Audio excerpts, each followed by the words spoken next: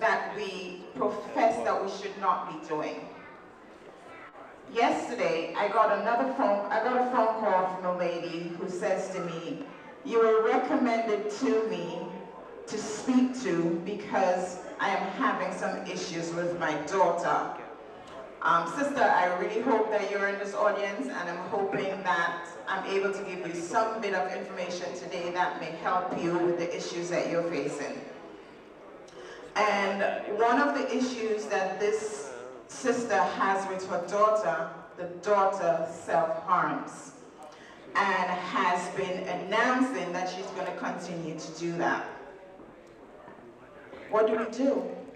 What do we do as a family to help each other go through some of the things that we go through? What makes us make the decisions that we make? Sometimes we say one thing and then we live our lives in a totally different way. And that creates internal conflict. Sister Edna before, she was talking about stress and how stress can cause herpes outbreaks and the psychological concerns that can result from that. Well, you don't have to believe anything that I say to you. However, if anything that I say to you today resonates with you, please take it to heart. If it means that I say something to you that you can help someone else to change their life, please extend yourself and do so. So, we live in a society that gives us the illusion that our past equals our future. Why am I the way I am? If you look at my past and blame something in the environment, what that does is that it puts us in a place where we create a cycle and we start spinning and start playing the blame game. And ultimately, we end up blaming ourselves and then nothing changes. Today, I want to stress to you that the path of creating change, of making decisions and keeping these decisions has nothing to do with blame. It's not about finding excuses either, but it's to identify the patterns that shapes us and what stops us in our tracks. I am not here to motivate you. What I'm hoping to be able to do is to plant a seed in your mind so that you can find out what motivates you to do what you do, not who. Most times we say we don't want to do something. I want to stop smoking. I want to stop drinking alcohol. I want to stop overeating. But we do it all the time. We are quite motivated to do the things that we say we don't want to do. What does that? What motivates that? There are three basic things I will mention, but however, my 25-minute time frame would not give me enough space to dwell into those three things. It's human needs, human beliefs, and understanding the emotions that we become habitually addicted to. And that habits have a desired effect on us, and we keep doing it until it tells us, well, okay, we are totally satisfied. However, at our core level, deep in our insides, what also shapes our behavior is the decisions that we make. We make decisions moment to moment. Right now, you are making a decision. You could be deciding that this lady is talking nonsense. Or you can decide that, well, maybe this makes a little bit of sense. Maybe this is a little bit interesting. Tell me a little bit more. Tell me how I can make some changes in my life, and those changes are going to be lasting. Tell me how I can probably stop smoking or stop drinking. So every moment of your life, we always make three decisions. Decision number one, what we focus on. Some of us have a tendency to focus on the past. Sometime last week, I had a conversation with a woman who calls me, and she said, you know, that I am really depressed. So I'm going through the process with her, and she's giving me a story about the husband left and what happened after he left, and what he did and what he didn't do. And I asked, how long ago was this? She said, when my daughter was 2. How old is your daughter now? She's 9. This husband left 7 years ago, and it almost appeared that it was yesterday. So some of us focus on what happens in the past. Some of us focus on what happens in the future. If we believe that our future is bleak, then our future is bleak. You are what you believe. Additionally, some of us focus on what's horrible, what happened to us, what's going to happen to us. And that also changes our biochemistry. Where focus goes, energy goes. If you're focusing on the past, and the past is painful, what's going to happen is that you're going to send energy to pain, and your life is going to be a life of pain. Pain leads to depression, maybe anger, sorrow, sadness. Some people, when they focus on the future, if they also think that the future is bleak, well, I have this disease, it's not going to get any better. I have diabetes, the doctors say I have it for a very long time.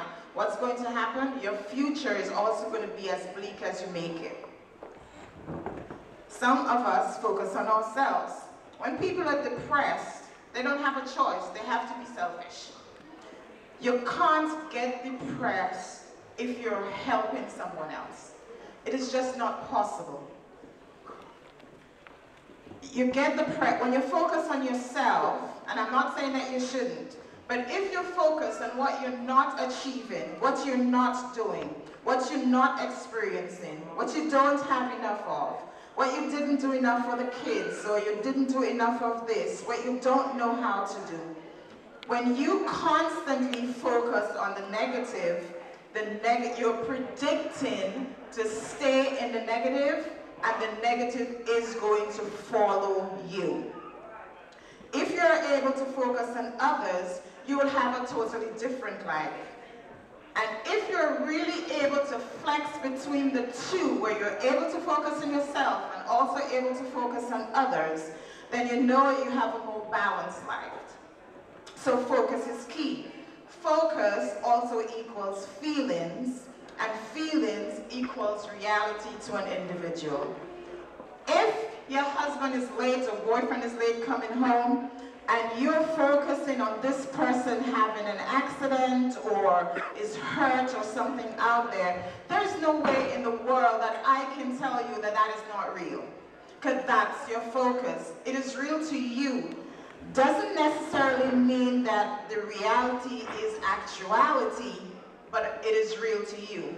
So what you focus on plays a role in how you lead your life, what decisions you make, and how you affect others. In every moment, you decide what you're focused on. The minute you make that decision on what you're focusing on, your second decision comes. What does this mean? What does it mean? What does what I'm focusing on mean? Somebody comes in and they yell at you, and they're talking in a very loud voice. Does it mean that this person hates you? Does it mean that they abuse you? Or does it mean that they're having a bad day? Whatever meaning that you put to it, the meaning that you create, it instantly changes something. If you decide that this person doesn't like me because of what it is that they said, it changes your feelings. Our feelings are the fuel of our lives.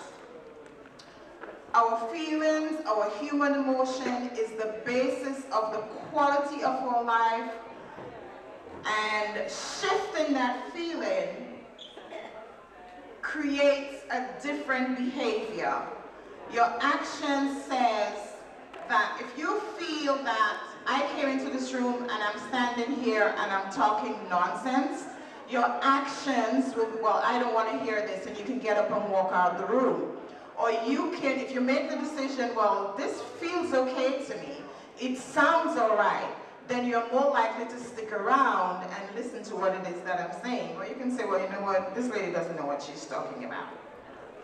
Anyway, what you feel actually governs your behavior. Your behavior governs your actions, and your actions actually determines what experiences that you have in your life. If you say that you enjoy something, you dislike it, or you hate it, that's the experience that you're going to have. We all react differently if we think our feelings indicate that it's the beginning of something or it's the end of something. If you say that today is the beginning of a period in your life where I'll get enough information, I'll have enough information that will turn my health around, then this is what is going to happen. If you decide that this is the end for me, I will be like this for the rest of my life, then this is your experience also. So whatever meaning that you give, that's what's going to control you. You can choose to give a new meaning to what ails you. You can choose to give a new meaning to whatever challenged you, your childhood experiences. You can choose to acknowledge whatever conflict you have inside and resolve that conflict. Or you can choose to continue in the direction in which you're going if it serves you well. However, if you want to shift your life, your business, your health, or whatever change that you would like to see, you must change what you focus on consistently and give it a different meaning. It means that you change your focus. When you change your focus, you change the meaning of that focus. And once you're able to change the meaning of that focus, then what you do now is you create a totally different experience. So you can choose to move forward, or you can choose to break through, or you can choose to stay where you are. Be honest with yourself and know that the power to make decisions have been given to us by life. We can call that life force whatever we choose. Some of us call it God, some of it call Jehovah, some of us call it Yahweh, and we have all different names, but it is still the life universal force that gives us the power and the choice to make different decisions moment to moment. And here today, I ask you to take that power to make different decisions about your health, your wealth, your abundance, and your wellness. And in that power, you can shift anything. I read a book about 2 weeks ago about a woman who was on her deathbed. The doctors called in her family and said to them, please come in and say your goodbyes. She's not going to live throughout the night. Her body was riddled with cancer, and this was the end. Right now, she has written a book, and the book is called Dying to Live. Okay? She was giving up, everyone else thought, and she said, I had a spark. There was a part of my mind that knew that I was not ready. So I made a decision. In that moment, she made a decision to live. It is up to you to make your decisions. Whether you have diabetes or high blood pressure or lupus or whatever labels that we now get, or bipolar or schizophrenia. There are so much medical labels that we are constantly given day after day that makes us get stuck in this place that says we cannot move past from here. I am telling you today, I am asking you, I am begging you, I am imploring you to make a decision to drop the labels that do not apply to you or your life.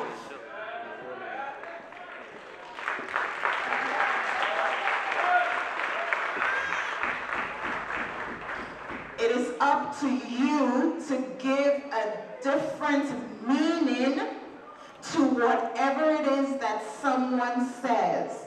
If someone says high blood pressure and you have to take this pill for the rest of your life, you can make the decision that says, this is different for me. Okay? It does not have to be what this person says that it is. You make it what you think it should be for you. The question is, how do we control these decisions? I know it's great for me to stand here and say to you, well, change what you focus on and focus a little bit differently and give different meaning, take different actions, and eventually create a better life for yourself. However, I do know and understand that there are invisible forces that drives our decision. And when I talk about invisible forces, I'm not being mythical. I am talking about, if we say gravity is an invisible force, radiation is an invisible force, joy is an invisible force, so is love and anger and depression. We cannot see those with our eyes. Depression is not standing in the middle of the room and standing up and say, oh, here, I am depression. However, I choose to call this an invisible force because the visible parts of our lives comes from the way we envision the invisible. How we are able to see and experience the invisible is what's going to make the visible more prominent in our lives. So what shapes our decisions, I can address it in two frames. Ever done something and you say to yourself, oh my God, why did I do this? Or why did I say this? Or another time where you did something that was so marvelous that you literally just blew yourself out of the ballpark and said, wow, I was on fire today. You know, same person, but you just did two different things. Doesn't mean that, well, I was one way when I did this, or I was another way when I did this, the other thing. Well, what is actually happening is that when a loving person gets angry, does that make the person less loving? Definitely not. What happens, this person was just in an angry state. So our state normally determines how we make decisions. So if we look at our regular state, there are people who are just in an angry state quite often, or in a joyous state quite often. Yesterday I ran into this young lady and she was so happy. She was so happy I was literally irritated. It's like, why are you so happy? She says, that's how I am. She's just always happy, bubbly. So if we're able to create a state in which we are able to focus more clearly, this will actually help in our decision process. Now, how do we change those states? You can change your emotional state almost instantly. When you're depressed, your body speaks a language. Your head is droopy, your shoulders are down, most times you just want to be lying down. If you take a depressed person and say, let's go for a walk, and grab this person by the hand, that current state, that instant time, this person is not going to be depressed. Not at this specific time. So if you want to get past the depression, you must change the current state. And one of the ways in which you do that is to change your body language, change your physiology. One of the things that happens with us on a consistent basis is we take a drug every day. We all do. And this drug affects our lives consistently, and we are not educated that is how it does. And that's what we put in our mouths and the food that we eat. We are not very knowledgeable about how the foods that we eat constantly affect our physiology, our blood sugar levels, our moods, our emotions. They do. Okay? We need to pay attention to what we eat. There's too much sugar in the foods that some of our kids consume. Then they go to school, and when they can't sit down, the teacher gets upset. When the teacher gets upset, gets treated totally differently, not because this child is disruptive, but his body chemistry is not able to give her the power to make the decision to sit still. What happens to that child, especially if it's a young black male in this country? No offense, that child has the tendency to become excluded, and the numbers are constantly increasing. We have to start paying attention to what we feed our children and ourselves.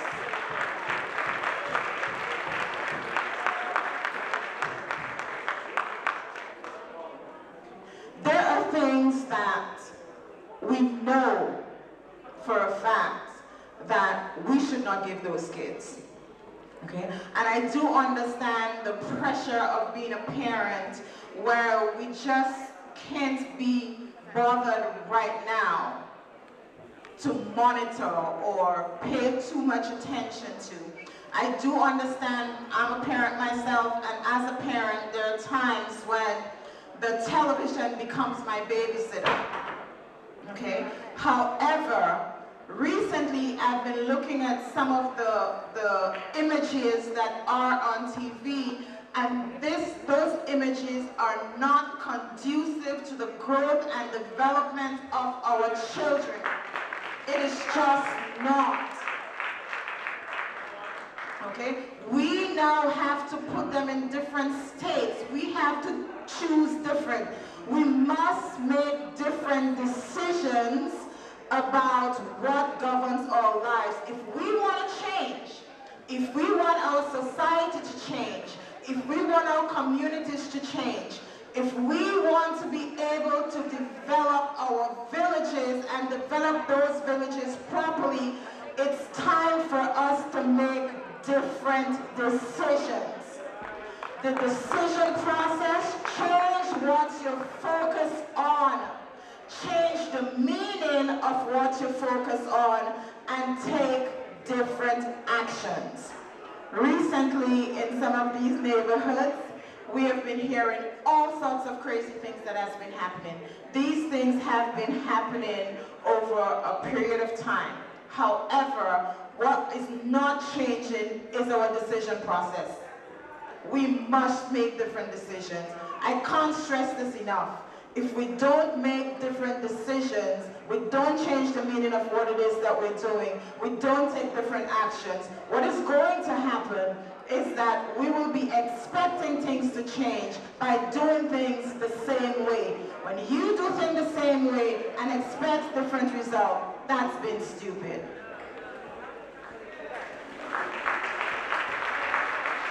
I now have to wrap up. My time is over. However, I'll be around for a longer period of time, so if anyone has any questions or anything, feel free to come up to me at any time. And thank you so much for sharing part of your evening with me.